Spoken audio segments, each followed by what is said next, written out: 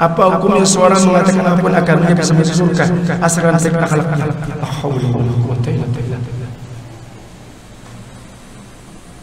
Ini harus apa? Ya, diperbaiki akidah. Dia nggak yakin dengan agama dia. Sementara jelas inna ad-dina indallahil Islam. فإن حاجوك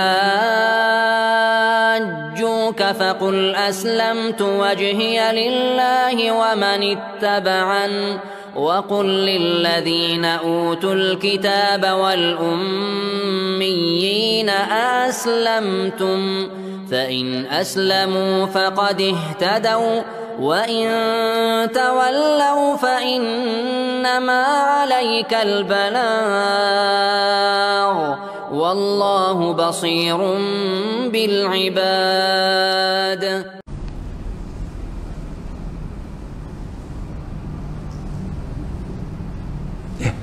Bagaimana hukumnya jika kita sedang sholat tetapi ada orang yang memberi salam? Apakah kita wajib menjawab? Dan bagaimana cara menjawab salam ketika sholat ataupun kita sedang di kamar mandi? Kalau ketika sholat tidak boleh bahasa lain. Kalau antum assalamualaikum waalaikumsalam, selesai sholatnya. Iya kan? Iya, sholat itu apa? Haramnya dengan takbiratul ihram, halalnya dengan apa? Assalamualaikum. Nah, jawabnya minimal antum dengan takbir tadi. Ketika sujud atau ketika merukuk, Allahu Akbar, dikerasin dikit. Gitu ya? Kalau di kamar mandi tidak boleh. Minimal daham. Atau ya sabah. Gitu ya? Na'amallahu alam. Semoga bermanfaat. Wassallallahu ala nabiyina Muhammad wa akhiru da'wana alhamdulillahi rabbil alamin. Subhanakallahumma wa bihamdika asyhadu an la ilaha illa anta astaghfiruka wa atubu ilaik. Assalamualaikum warahmatullahi wabarakatuh. Bagaimana hukumnya jika ada yang berpendapat puasa Ayyamul Bid, ada yang kemarin dan ada yang sekarang, tetapi kita mengikuti Ayyamul Bid hari pertama yaitu hari ini, apakah bisa dilanjutkan besok 3 hari? Ya, Ayyamul Bid itu ada 2 versi penyebutan para ulama termasuk Syekh Ibnu Utsaimin. Yang penting 3 hari setiap bulan. Yang kedua, tanggal 13, 14, 15. Jika ada perbedaan, tidak ada masalah. Ya ikuti antum apa antum yang yakin. Kalau memang yakin antum sekarang, misal masih tanggal 13 atau 14, ya sudah bismillah. Gitu ya. Nah. Waduh, apa ini? Bitcoin ini apa ini?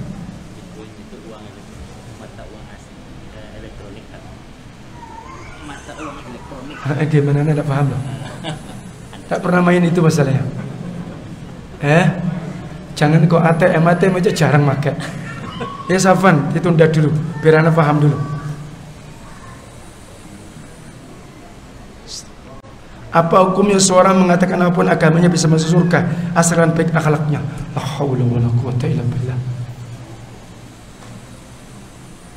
Ini harus apa? Ya, diperbaiki akidahnya. Dia nggak yakin dengan agama dia. Sementara jelas inna ad-dina indallahil Islam. Ada antum punya dalil kalau Allah pernah turunkan agama selain Islam? Tidak bakalan antum ketemu. Kalau ditanya Adam agamanya apa? Islam. Rasul pertama siapa? Nuh, Islam.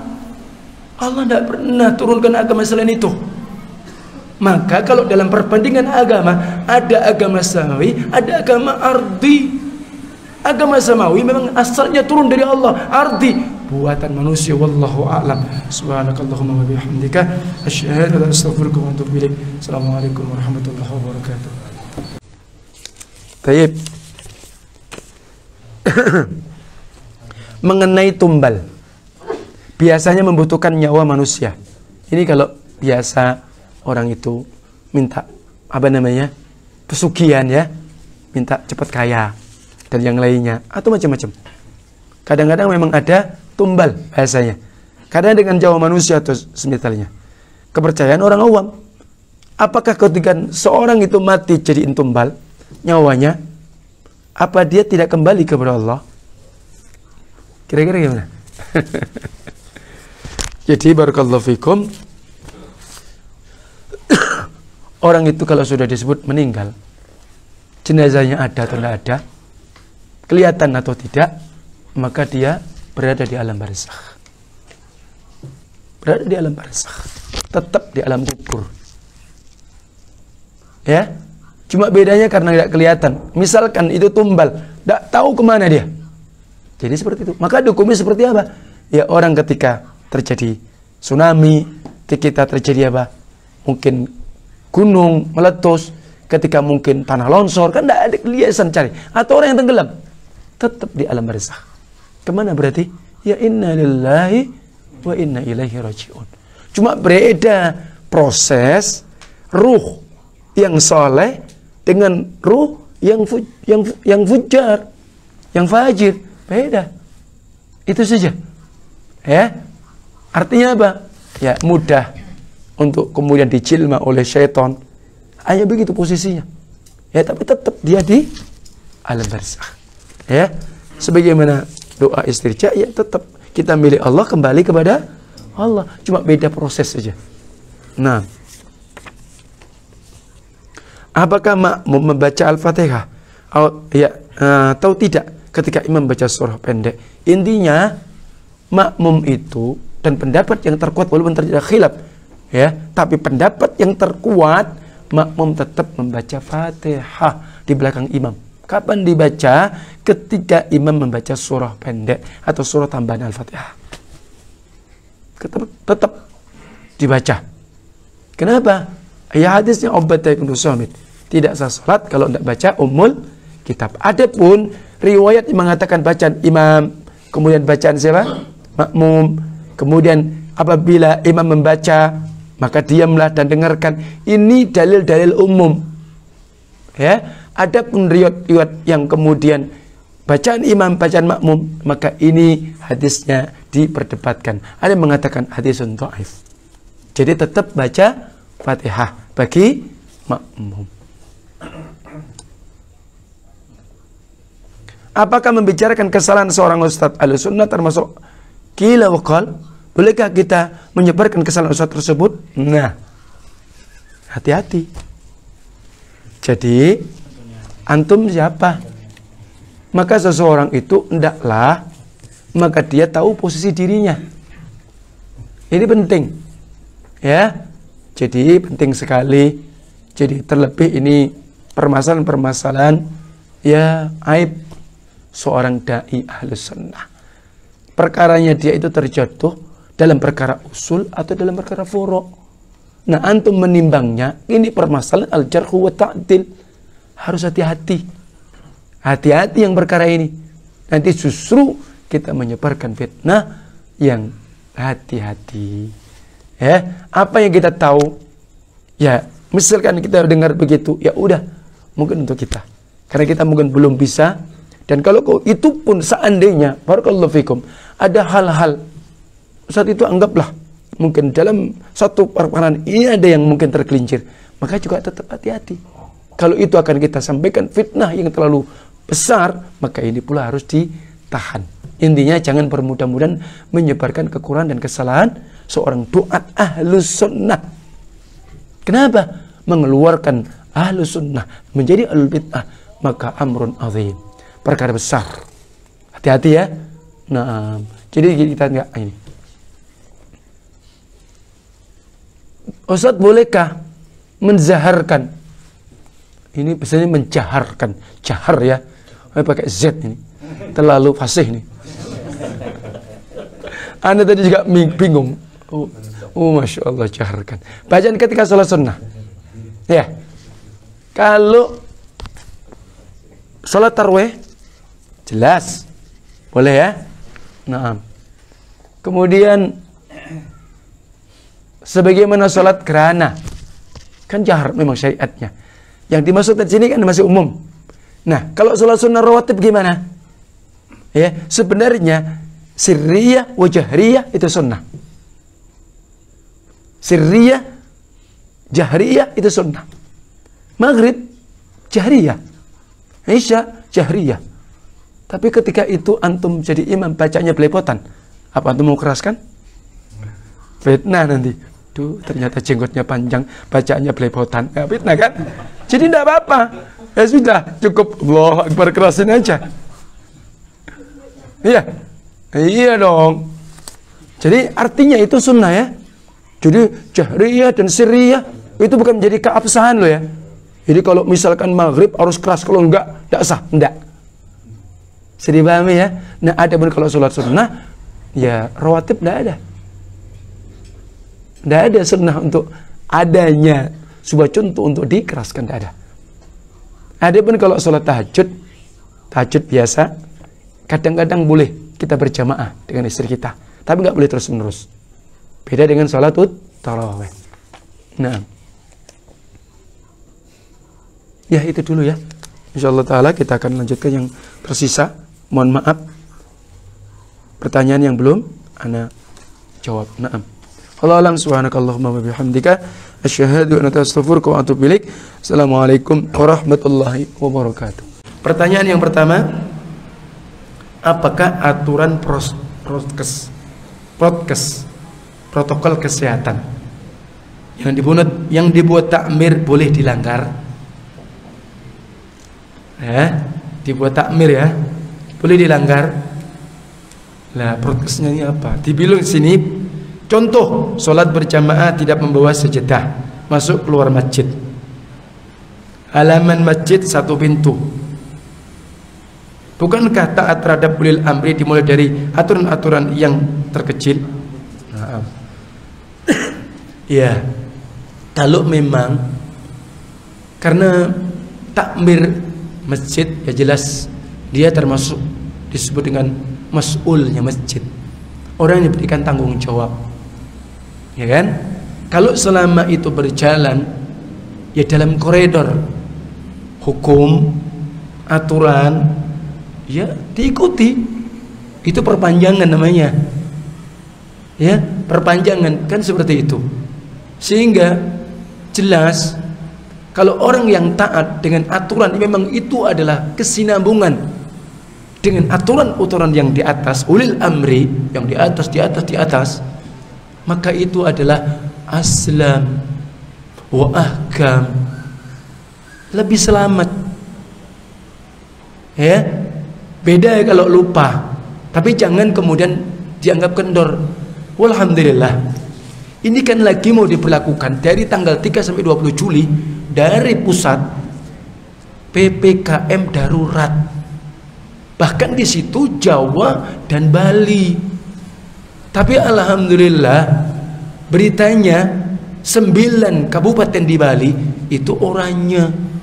Jangan antum ngomong oranye, merah, kan bisa dibuat antum ini. Tidak usah ngurus kayak begitu. Ya, jadi begitu ya. Ini begitu, ini betul-betul berita yang insyaallah sahih. Sehingga untuk di Bali tetap prokes dijalankan. Karena ada kebijakan lain di samping memang kondisinya seperti itu. Jangan kemudian antum merasa bebas.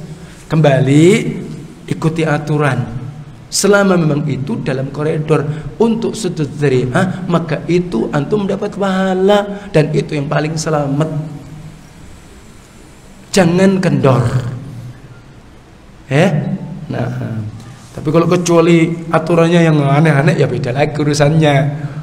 Ya, jadi begitu.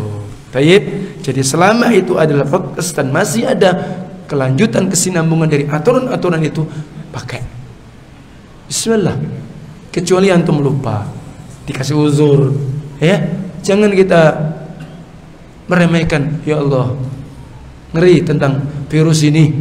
Sama-sama kita nggak tahu, dokter juga nggak tahu. Ya, kita mohon sama Allah, kita banyak berdoa. Jangan lupa zikir pagi, Bismillahirrahmanirrahim, la yadurru ma'asmi syai'un fil ardi wala fis sama' wa huwas samiul alim. Dibaca 3 kali habis subuh. kemudian apa? Ba'dal asr. Ini penting salah satunya. Nah,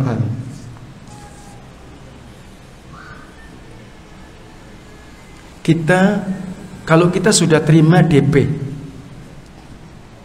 untuk jasa yang akan kita berikan di kemudian hari, tapi karena suatu dan lain hal terjadi pembatalan dari klien karena ada kendala di luar kuasa, apa kita harus mengembalikan DP tersebut?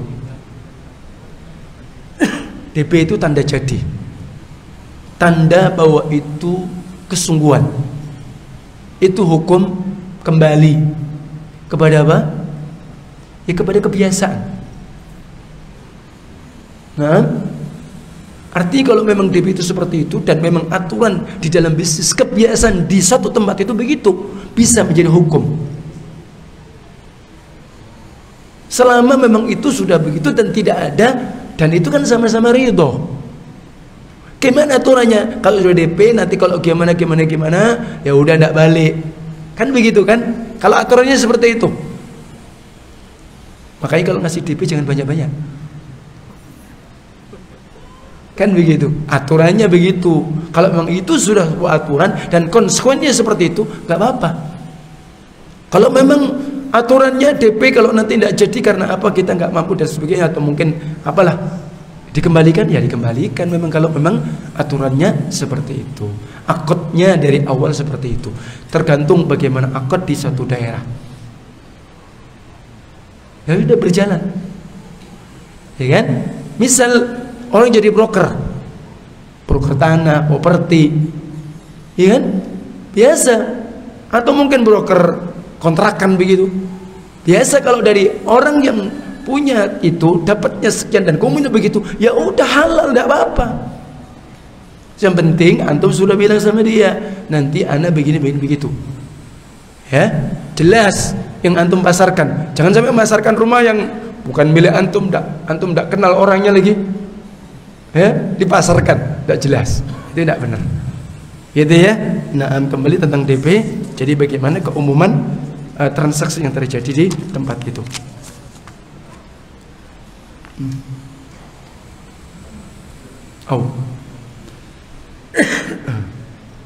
Apa itu makna taufik? Adakah doa agar kita diberi taufik oleh Allah? Nah, barakallahu fikum, taufik itu artinya apa? Kesamaan, sesuai, ya, apa yang menjadi keinginan kita sesuai dengan takdir Allah, namanya taufik. Maka oleh sebab itu kita hampir setiap rakaat kita diperintah Allah berdoa, ihdinas siratal mustaqim. Ya Allah, berikan kami petunjuk berjalan yang lurus, bimbing kami berjalan yang lurus. Sementara kita kan sudah berpetunjuk kan? Apa makna terus di dalam situ? Dullana wa arsyidna wa wafiqna. Tunjukkan kami, bimbing kami, berikan kami taufik. Artinya apa? Kita tahu ini kebenaran. Kita ditunjuk, kebenaran itu yang seperti ini. Kita diberikan, kemudian Allah menjalankan dan kita berjalan di atas bimbingan jalan tadi. Itu namanya taufik. Ya, jadi seperti itu. Ya, doa.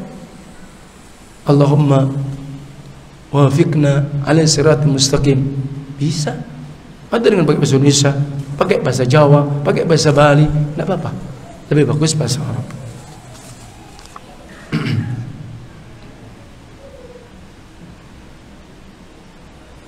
Bagaimana dengan kartu member tempat perbelanjaan, yang mana kalau belanja menggunakan kartu member maka mendapatkan diskon,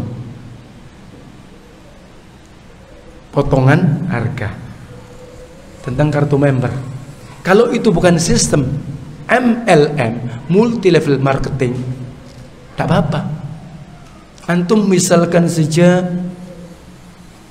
ada rumah Padang, memang karena untuk sebagai promo ada member khusus, ya, mestinya kasih apa, kikil ini begini, antum member dapat murah, masya Allah, misal, tidak ada masalah kan, tidak apa-apa. Sama antum mungkin di supermarket juga begitu, memang kadang ada bayar. Itu bentuk, yaitu sebagai apa? Administrasi. Tidak ada masalah dari sisi itu ya. Dan kita juga nggak dirugikan, bahkan kita apa? Diuntungkan kan? Kalau memang benar seperti itu loh.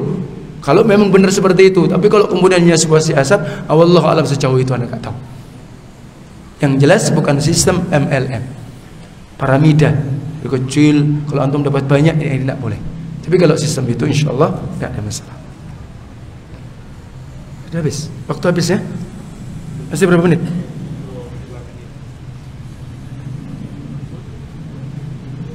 Bolehkah membeli hewan kurban kambing dengan biaya bersama orang tua? Jawabannya boleh. Kalau itu selama satu rumah. Jadi anaknya sekian, bapak sekian untuk satu kambing, gak apa-apa. Karena apa? Setiap keluarga maka dia berkurban. Selama itu satu rumah, maka gak apa-apa patungan.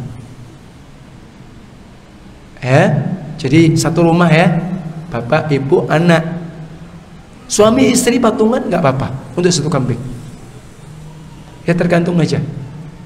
Ya, tapi kalau patungan sebagaimana sapi sudah di luar keluarga itu tidak boleh. Taib. Wallahu alam itu dulu. Ibu tiri dari istri termasuk mahram. Ibu tiri dari istri. Sambungan istri bapak, bapak mertua, mahram. Ya.